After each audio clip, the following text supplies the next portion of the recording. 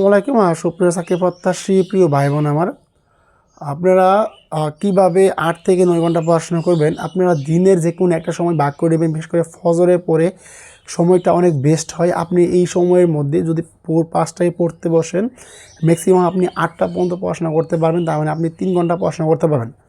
আপনার যদি সারাদিন কাজ থাকে, আপনি কাজগুলো করে নিলেন, তারপর আপনি যখন সন্ধ্যায় বাসায় আসলেন, মেবি 8টা থেকে আপনি চেষ্টা করলে 12টা পর্যন্ত কিন্তু পড়াশোনা করতে পারেন। এখানে 4 ঘন্টা আপনার দিনে 4 ঘন্টা 3 ঘন্টা, এই টোটাল আপনি 7 ঘন্টা কিন্তু সবসময় পড়াশোনা করার জন্য উপযুক্ত সময় বেছে নেবেন।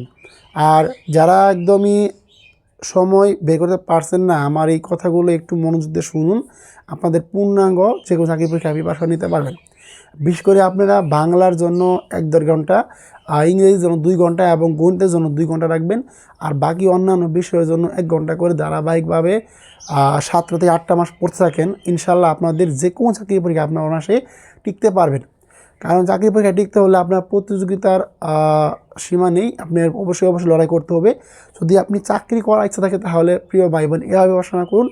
আর যদি চাকরি করার ইচ্ছা না থাকে, অনর্থক বসে না থেকে যে কোনো একটা চাকরিতে ঢুকে পড়ুন, দেখবেন যে আপনার এই অভিজ্ঞতা হওয়ার জন্য আপনি অনেক ভালো ভালো পর্যায়ে চলে যাচ্ছেন। তাই বলবো যে যদি পড়াশোনা করার ইচ্ছা থাকে তাহলে চাকরি পড়াশোনা করুন। আর যদি ইচ্ছা না থাকে, যদি অনর্থক সময় নষ্ট করে বসে থাকেন, তাহলে ভাই চাকরি পড়াশোনা করার দরকার নেই।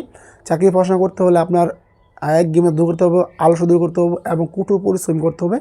আর আমাদের 2টি ব্যাচ রানিং আছে, গণিত বেসিক কোর্স 365 দিনের প্ল্যান কোর্স, আরেকটা হচ্ছে আমাদের টার্গেট 100 ভাই বোন। ব্যাচগুলোতে ভর্তি থাকেন। ইনশাআল্লাহ আমরা যতটুকু পারি আপনাদের সাধ্যমতো চেষ্টা করব, সিলেবাস দেওয়ার চেষ্টা করব, ধারাবাহিকভাবে পড়ার চেষ্টা করব। আশা করি সকলে কথাগুলো একটু মেনে চলার চেষ্টা করবেন। আর সবসময় আমি মনির অনার্স একাডেমির মনির স্যার সবসময় আপনাদের পাশে আছি। আসসালামু